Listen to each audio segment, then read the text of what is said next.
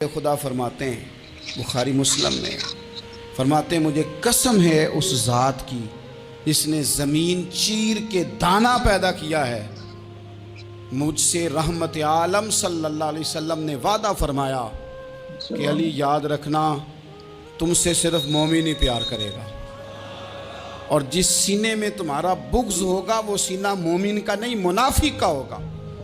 تم سے مومن پیار کریں گے، مومنوں کے دلوں میں کشش ہوگی تمہارے لیے، ان کے سینے کشادہ ہوں گے تمہارے حق میں۔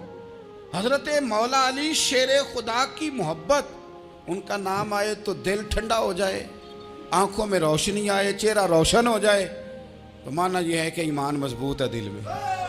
اور اگر بندہ کمزور ہونے لگ جائے، اگر اس کی کیفیات کوئی اور رنگ پیش کریں، تو معنی یہ ہے کہ ایمان سینے میں مضبوط نہیں ہے۔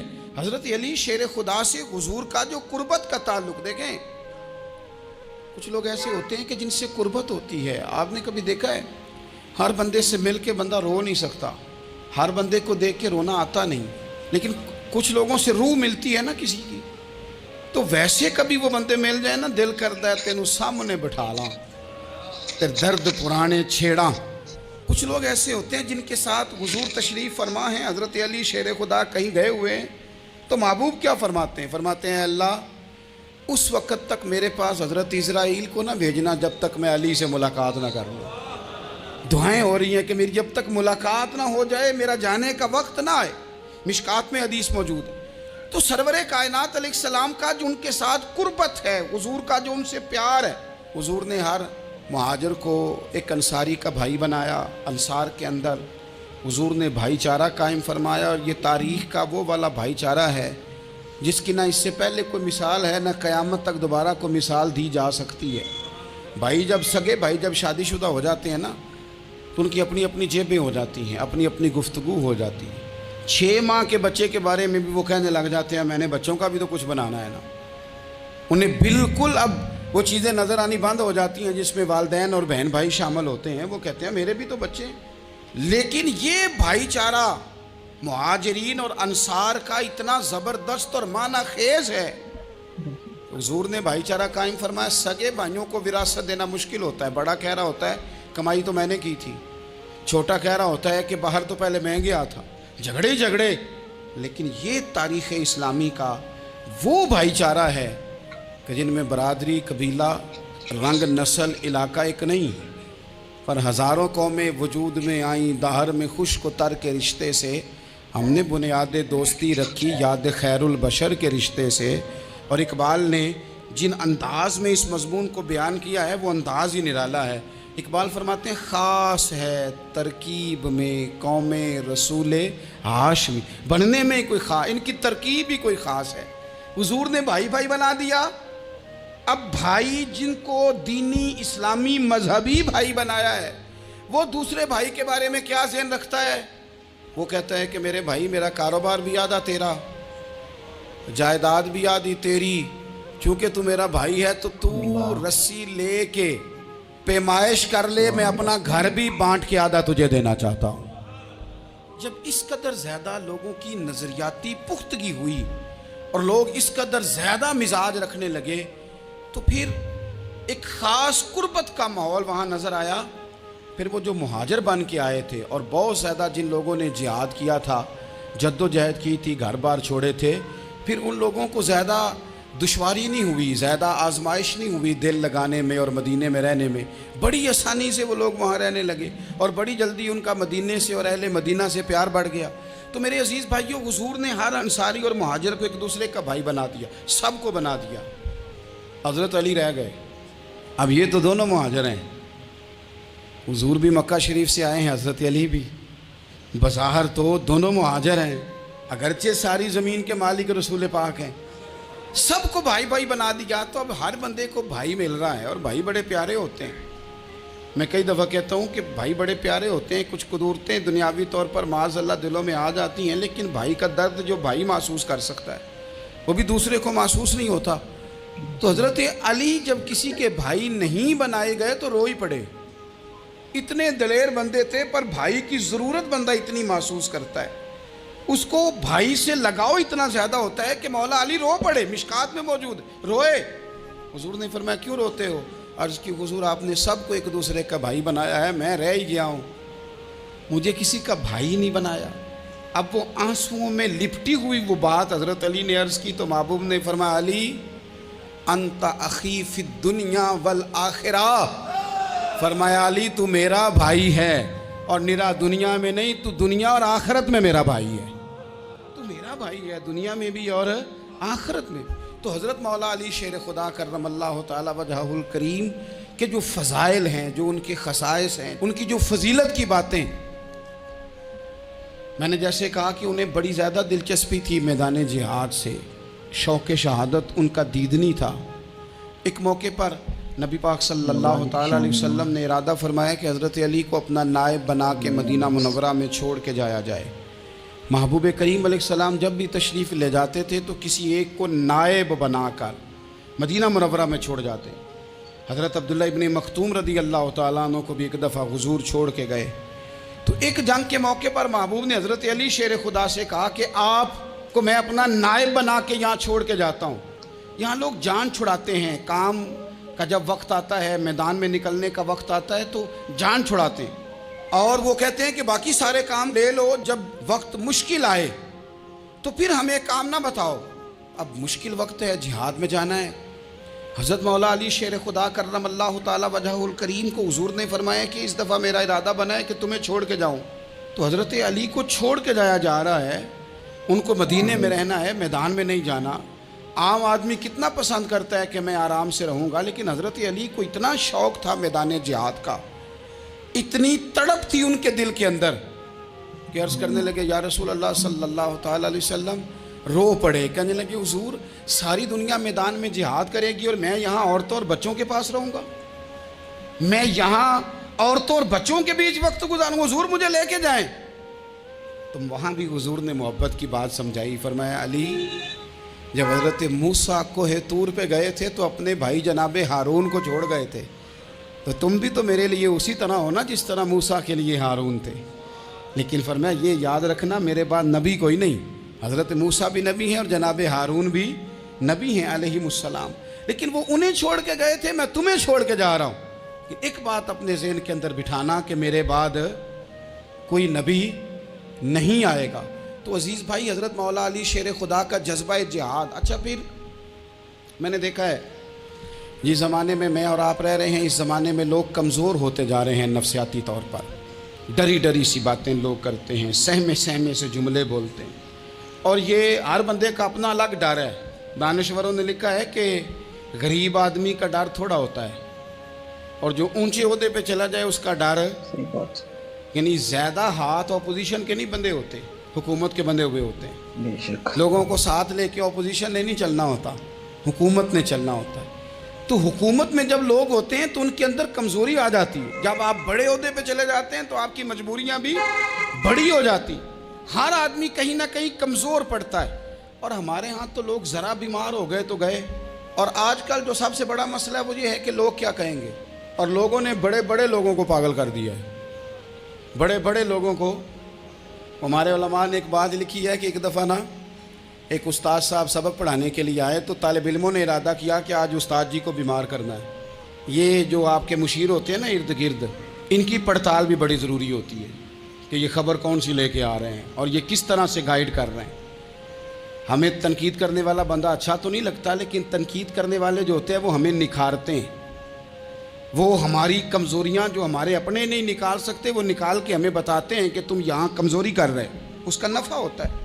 طالب علموں نے ارادہ کیا ایک دفعہ، یہ ہم جو اتنی زیادہ توجہ کرتے ہیں نا لوگوں کی باتوں پہ، لوگ کیا کہیں گے، میں کئی دفعہ دوستوں سے عرض کرتا ہوں زیادہ وضاحتیں نہ دیا کریں، زیادہ وضاحتیں دینے سے بھی بندہ کمزور ہو جاتا ہے۔ ہر وقت کا انداز وضاحتوں کا اور ہر وقت دفاعی محاذ پہ نہیں کھڑے رہنا چاہیے۔ وہ ارادہ کر لیا لوگوں نے، طالب علموں نے، کہ استاد جی کو بیمار کرنا ہے، تو استاد سب چنگے بھلے اچھے بھلے صحت مند آئے، کلاس میں داخل ہوئے تو پہلا شاگرد کہتا ہے استاد جی خیر ہے، آنکھیں بڑی سرخ ہیں۔ میں چل دوڑ جا بیوقوف آدمی، میں بالکل ٹھیک ہوں، چل کلاس میں بیٹھ چل۔ تھوڑا سا آگے گئے تو دوسرا شاگرد، انہوں نے اب 10-15 نے ارادہ کیا ہوا تھا، دوسرا کہنے لگا خیریت ہے، بڑے کمزور کمزور لگ رہے ہیں۔ اس نے کہا میں بالکل ٹھیک ہوں، کمزور کو چل دوڑ جا اپنا کام کر۔ وہ تیسرے کے پاس گئے تو کہنے لگا استاد صاحب خیر ہے، آپ کے تو مجھے ہاتھ بھی کامتے دکھائی دے رہے ہیں۔ اس نے کہا اچھا واقعی؟ اب چوتھے نے بھی یہی بات کی، پانچویں نے یہی بات کی، تو آدھا گھنٹہ گزرا تو استاد جی کو سچ مچ بخار چڑھ گیا، تو چھٹی پہ چلے گئے۔ کیوں؟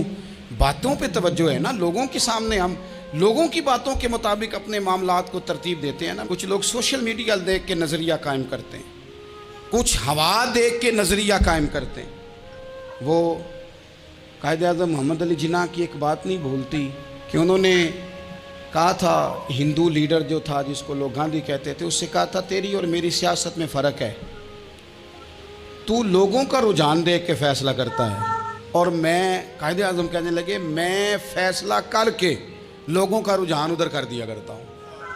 یہ کمال ہوتا ہے کسی شخص کا کہ اس کا اپنا نظریہ غالب آئے، بجائے اس کے کہ وہ دیکھے آج کل لوگ کیا کہہ رہے ہیں تو لہذا میں اس طرح کا ڈھل جاؤں۔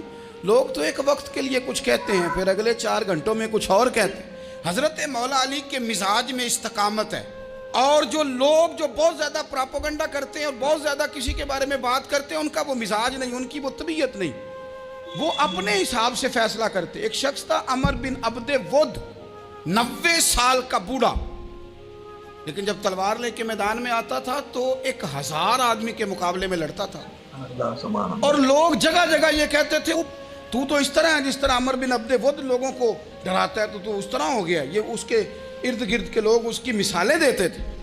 جنگ خندق جب ہو رہی تھی تو یہ مقابلے میں آ گیا، تو حضرت علی المرتضیٰ شیر خدا کرم اللہ تعالی وجہ الکریم بھی تشریف فرما تھے۔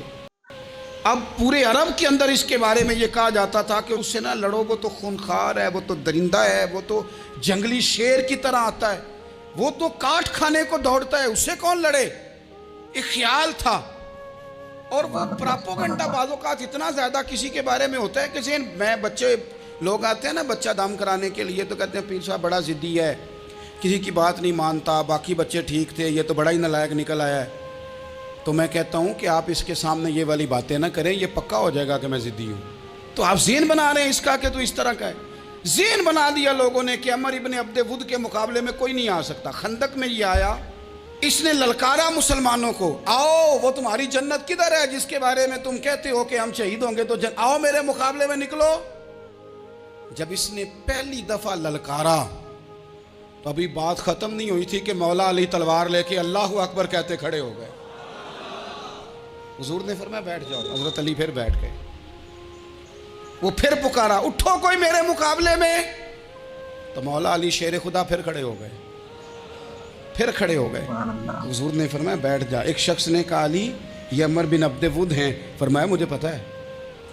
نہیں سمجھے آپ بات، میں آپ کو سمجھا کے لایا ہوں پیچھے سے کہ پراپوگنڈا کرتے ہیں نا لوگ، ہو آگے نہ جانا، یہاں کرنٹ بڑا زیادہ ہے، وولٹیج بڑے سخت ہیں، تو آگے نہ بڑھنا۔ بھائی کیا ہو جائے گا، اٹھ باندھ کمر کیوں ڈرتا ہے، پھر دیکھ خدا کیا کرتا ہے۔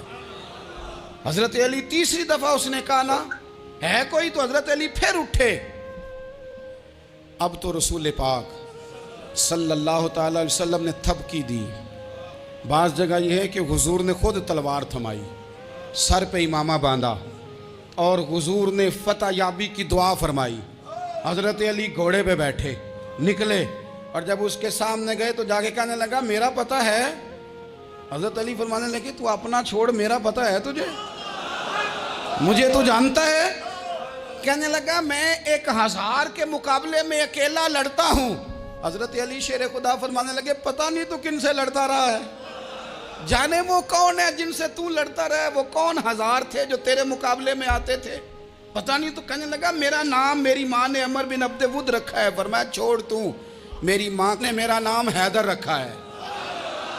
کہنے لگا تیری عمر چھوٹی ہے، کوئی بڑا لا۔ فرمانے لگے یہ تو جب پنجے میں پنجہ ملے گا تو پتہ چلے گا عمر کس کی چھوٹی ہے، ابھی تو کہانیوں سے متاثر کرنا چاہتا ہے، تو چاہتا ہے کہ تو پریشر ڈالے اور میں تیری بات سنوں، تو مقابلے میں آ، ڈینگے نہ مار، کہانیاں نہ سنا، دیواریں ہلتی رہتی ہیں اور در کانپ جاتا ہے۔